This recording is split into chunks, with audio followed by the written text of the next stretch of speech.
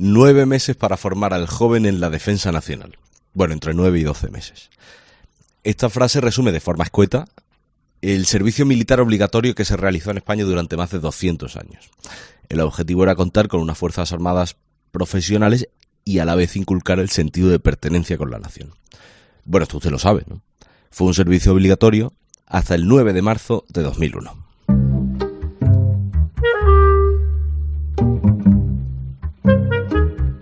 Precisamos unas fuerzas armadas más operativas, más flexibles, más reducidas y mejor dotadas. Y es en esta perspectiva de preservar mejor el valor de la seguridad en el cual se encuadra nuestra voluntad de iniciar la paulatina sustitución del actual modelo mixto de Fuerzas Armadas por otro estrictamente profesional que ya no exigiría la prestación del servicio militar obligatorio. Señoras y señores, se acaba la mili. Señoras, señores, se acaba la mili, que diría el ministro de Defensa de entonces, el popular Federico Trillo. Hablar de la mili estos años ha sido una mirada al pasado, quizá nostálgica, una mirada anecdótica de miles de hombres que por sorteo acudían a sus 18 años al destino que les tocase. Hoy sabemos que en los primeros 4 meses de 2024 hemos registrado el mayor nivel bélico desde la Segunda Guerra Mundial. Ucrania, Rusia, Israel, Palestina. También que nuestro entorno está subiendo su gasto en defensa. Y muchos se preguntan, nos preguntamos, si es el momento de que vuelva la mili. Preferiría ir a la cárcel que a la guerra. No creo que España vaya a entrar ahí. Yo creo que sí, seguramente lo haría, y es más, pienso que debería hacerse.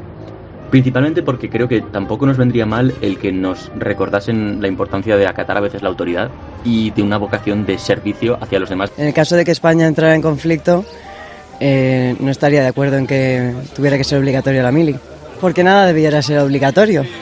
No me planteo la posibilidad de que eso ocurra, creo que sería en base a unos intereses que no competen. Digamos que los jóvenes no ven con muy buenos ojos este asunto, ¿no? La mayoría, por lo menos. De hecho, el ejército es de las últimas alternativas para alguien que está buscando trabajo, porque es de todo menos atractivo, o eso puede parecer, ¿no? La gran mayoría con los que nos hemos cruzado piensa así, como estos últimos. Pero, ¿cómo se ve desde el otro lado?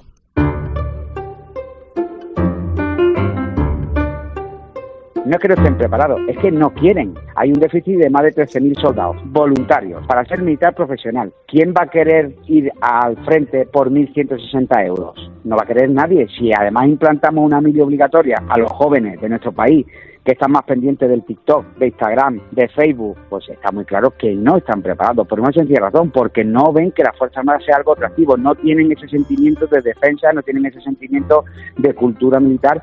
Si encima ahora vamos a coger y a poner una mili obligatoria, vamos a tener un problema. Marco Antonio Gómez es portavoz de la Asociación de Tropa y Marinería de España, y me decía, se preguntaba, ¿cómo vamos a atraer a los jóvenes que no tienen interés y encima con estas condiciones, ¿no?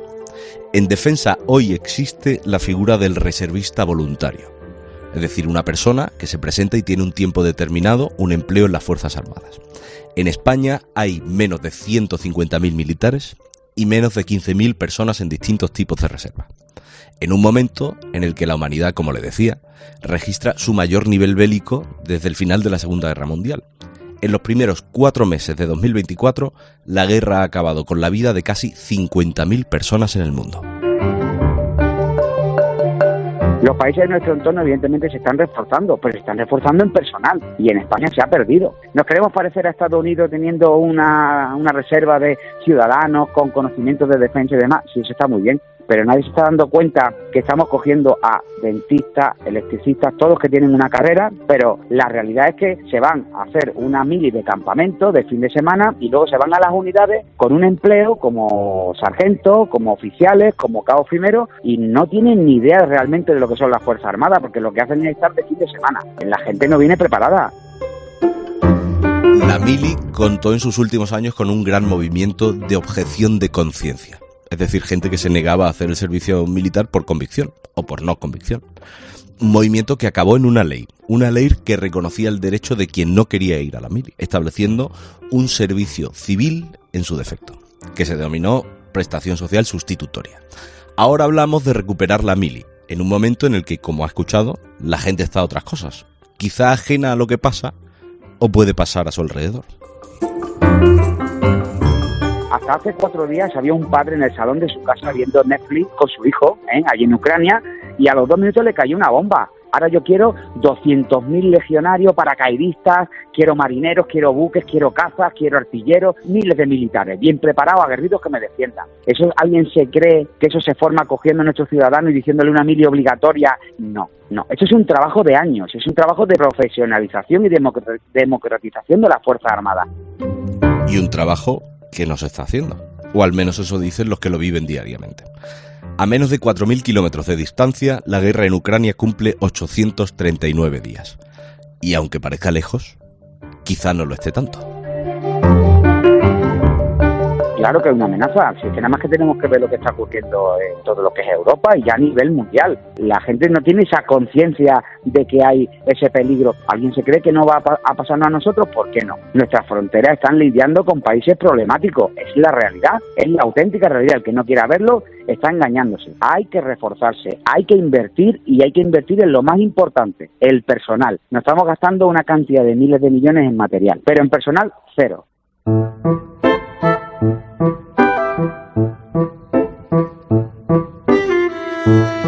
Rechazo social como resumen, podríamos decir. La sociedad no le da valor o el valor que merece a sus Fuerzas Armadas. Quizá porque no son conscientes de la falta que nos pueden hacer. Pero es una conciencia que se despierta conforme el sonido de la guerra se va acercando. Por eso, España no es el único país en el que hoy nos hacemos esta pregunta. Y no hace falta que nos vayamos a Israel.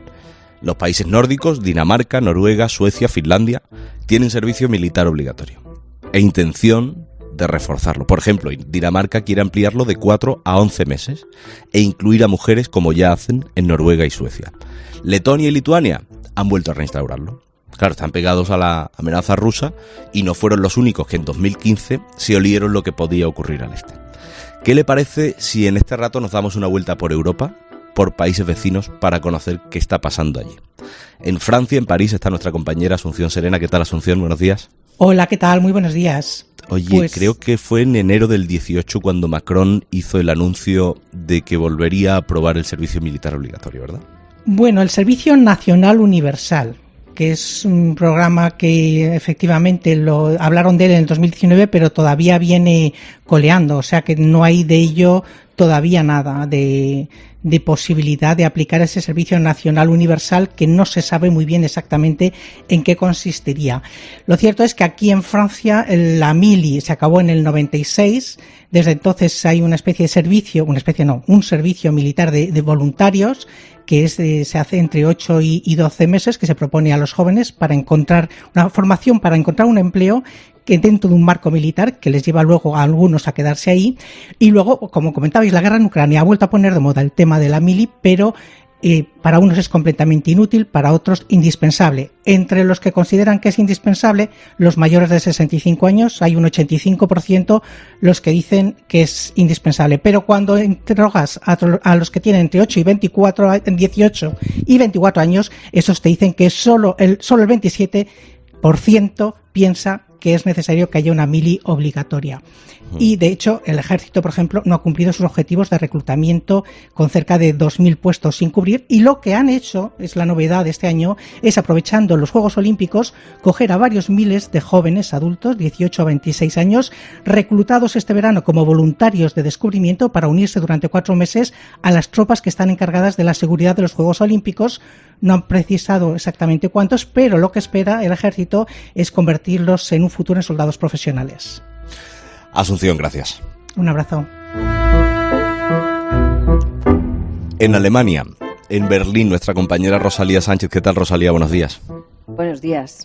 Bueno, ¿se lo plantean, no se lo plantean que se habla de la mili en Alemania? Sí, aquí es un asunto completamente sobre la mesa. El servicio militar obligatorio fue abolido en 2011 con Merkel entonces, después de haber estado 55 años en vigor. Lo que ocurre es que, bueno, una vez iniciada la guerra de Ucrania y llegado el ministro de Defensa Boris Pistorius al cargo, pues fue prácticamente de las primeras cosas que dijo al hacerse una idea de cómo estaba el ejército. Es decir, tenemos 180.000 soldados, necesitamos como el doble y hace falta un servicio obligatorio. Están en ello. La primera reacción del canciller Scholz fue que ni hablar. Después se ha ido abriendo a la idea, aunque ha avanzado, que no será en ningún caso una mili como la que conocíamos antes, que será otro tipo de prestación, y depuso como condición a Pistorius que se esperase después de las elecciones europeas a presentar su proyecto, y Pistorius lo va a presentar mañana, miércoles, así que mañana conoceremos los detalles de ese proyecto. Sabemos que no va a ser, como ha dicho Scholz, algo como la mili de entonces, seguramente sea un servicio progresivo, porque el mismo ejército dice ahora mismo que si se estableciese de un día para otro el servicio militar obligatorio para todos los chicos de 18 años o chicas, como se está viendo también en Dinamarca, por ejemplo, la vecina, pues no tendrían infraestructuras suficientes para hacerse cargo de toda esa cantidad de reclutas, ¿no? Muy curioso, por ejemplo, también que en la coalición de gobierno, donde está ahora mismo el partido Los Verdes, ecopacifista, es decir, es un partido que surgió en los 80-90 contra la guerra, contra el ejército, por la eliminación del servicio militar obligatorio. Bueno, pues hoy estaría a favor de volver a incluir algún tipo de servicio obligatorio. Y es un tema en toda la región. En Austria, por ejemplo, nunca se ha llegado a abolir. Eso te iba a decir, en Austria siguen haciendo la mili. Sí, es obligatoria para los chicos de 18 años, voluntaria para las chicas de 18 años. Hasta el inicio de la guerra de Ucrania, más del 50% de las chicas de 18 se iba voluntaria. Ahora ha disminuido muchísimo ese porcentaje.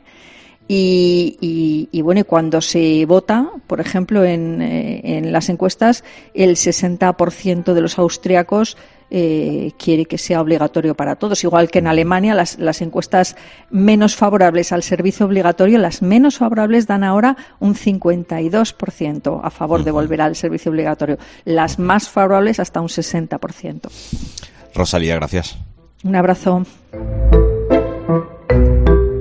Les recuerdo que nos estamos haciendo una pregunta. ¿Tendría sentido que la mili volviese a instaurarse en España? Y nos estamos fijando en qué pasa en nuestros países de nuestro entorno. Nos hemos ido a Europa, vamos a salir de Europa por un momento, pero sigue siendo un país vecino. Reino Unido, ¿qué tal, Eva Millán? Buenos días. Hola, ¿qué tal? Muy buenos días. Oye, Rishi Sunak decía que si gana los comicios de julio, que se han adelantado, impondrá la mili, ¿puede ser, para jóvenes de 18? Sí, el problema es que Rishi Sunak está muy detrás en las encuestas y su propuesta, aunque sí que evidentemente ha generado un debate nacional, parece que es bastante inviable precisamente porque los sondeos hablan de un cambio de gobierno. En cualquier caso, al menos el primer ministro lo que ha hecho ha sido poner el tema en el ojo público. Aquí en el Reino Unido no hay mili, lo que aquí se llamaba el reclutamiento, desde el año 1963. Ese año fue cuando la última hornada participó, se había anunciado el final en 1960 y no ha habido nada similar desde entonces. Sí que existe la figura del reservista, que son ciudadanos civiles que tienen una cierta formación militar, pero no es nada comparado con lo de la mili. Lo que el primer ministro ha propuesto es un servicio nacional. El problema es que dentro de este programa, que sería para adolescentes de 18 años, una vez cumplan la mayoría de edad, y atención porque incluye hombres y mujeres, serían dos programas. Uno, la formación militar propiamente dicha, esa especie como de mili que conocíamos, y otra, un voluntariado en la comunidad, con lo cual parece que no estaría tan relacionado con la necesidad de formar a ciudadanos en un potencial conflicto bélico. Sí que es cierto que los altos cargos militares aquí en el Reino Unido han denunciado que están muy bajos de personal, muy bajos de inversión en lo que se refiere al material, pero la propia cúpula de las Fuerzas Armadas ha dudado de la viabilidad de la propuesta del primer ministro y estamos a la espera de ver qué puede hacer el laborismo, según las encuestas, como decía, el próximo gobierno, aunque de momento ha desechado la idea planteada por el primer ministro en el mes de mayo. Eva, muchísimas gracias. Muchas gracias a vosotros.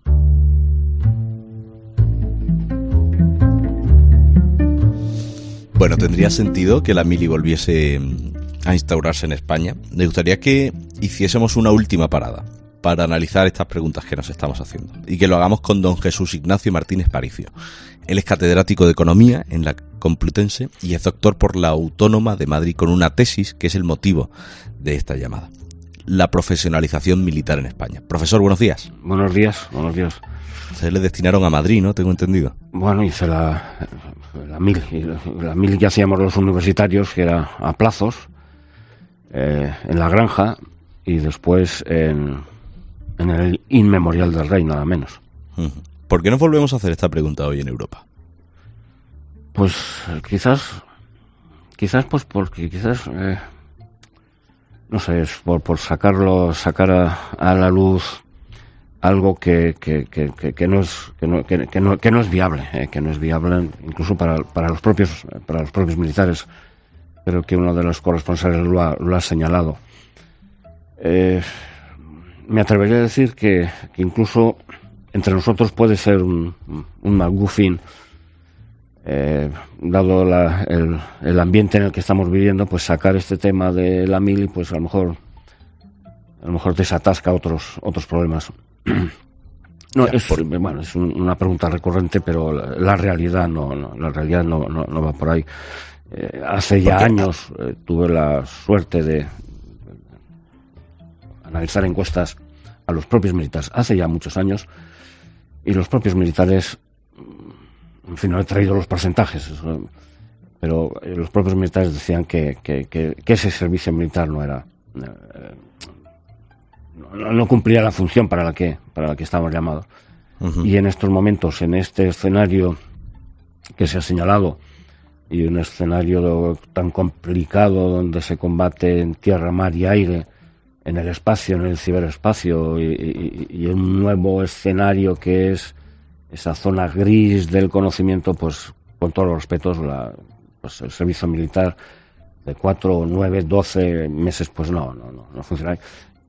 Porque claro, hay dos vertientes. Una que dice que un servicio nacional, quizás no del todo militar, podría hacer que se refuerce ese sentimiento de pertenencia a algo, ¿no? Pues como escuchábamos a los jóvenes al principio del reportaje decir que bueno, que eso no va conmigo. Al final todos tenemos que tener algún tipo de mancomunidad con el resto que habita con nosotros la misma tierra, ¿no? Sí, en ese aspecto sí, pero imagine militares explicando ese sentimiento de pertenencia en estos momentos. En fin, eso daría lugar a preguntas, interpelaciones parlamentarias en este momento, ¿no? Sí, es interesante, pues un poco como ocurre en Francia con el día de la llamada a la defensa, donde todos los jóvenes, pues escuchan, saben, más que saber es escuchar por qué de la defensa, por qué de los gastos, cómo se gastan, qué sentido tiene. Sí, eso se podría hacer, sí, eso se podría hacer. Porque ¿cuál es la mejor forma de reforzar la defensa de nuestro país? Pues mucha gente dice, bueno, pues es que a lo mejor necesitaremos soldados, necesitaremos más reserva, necesitaremos más recursos, ¿no? Para poder enfrentarnos a un conflicto bélico que ahora de momento, pues bueno, aunque se esté desarrollando a 4.000 kilómetros de distancia, puede que se vaya acercando, pero quizás otros muchos deslizan que, hombre, coger a muchachos que están ahora mismo con 18 años, que no son los 18 años de hace 20, no sea lo más efectivo para reforzar la profesionalidad de un ejército. No, sentido de profesionalidad. Todas las organizaciones complejas y las más eficientes, eso es una ley y los ejércitos cumplen esa misma ley, y es que se va sustituyendo mano de obra por capital, por tecnología y sobre todo por conocimiento, ¿no? Y en esa dirección se va. Cada vez se necesita menos, pero más tecnología, más sofisticación, más conocimiento, donde no solamente ya interviene el conocimiento militar, sino el conocimiento, podríamos decir, asociativo. Y ahí sí que tiene sentido que buena parte de la población, jóvenes o no jóvenes, aporten sus especialidades, su conocimiento y liberen mano de obra, si me permite, a las unidades que tienen que hacer un gran trabajo.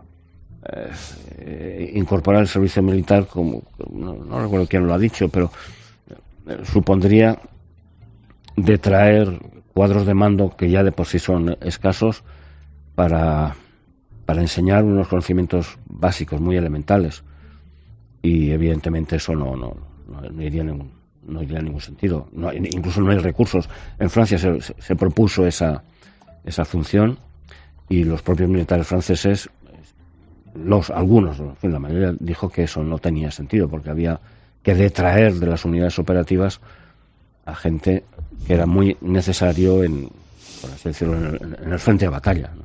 Tengo una última pregunta, profesor. ¿Está el ejército español preparado para una amenaza inminente, una amenaza de guerra que fuese inminente en el momento en el que se diese? Hombre, pues en este caso hay que aplicar el principio estadístico, ¿no?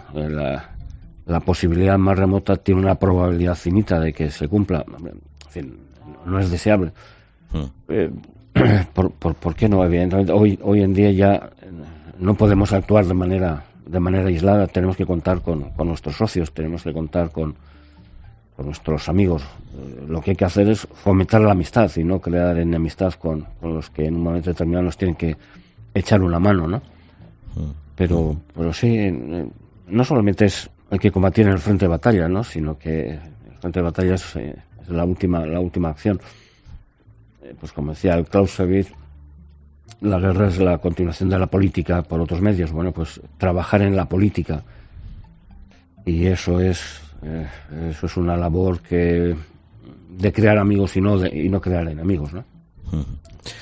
Profesor don Jesús Ignacio Martínez Paricio, le agradezco muchísimo su tiempo y que se haya pasado por la cadena un día como hoy. Es un placer y a mandar. Gracias, profesor.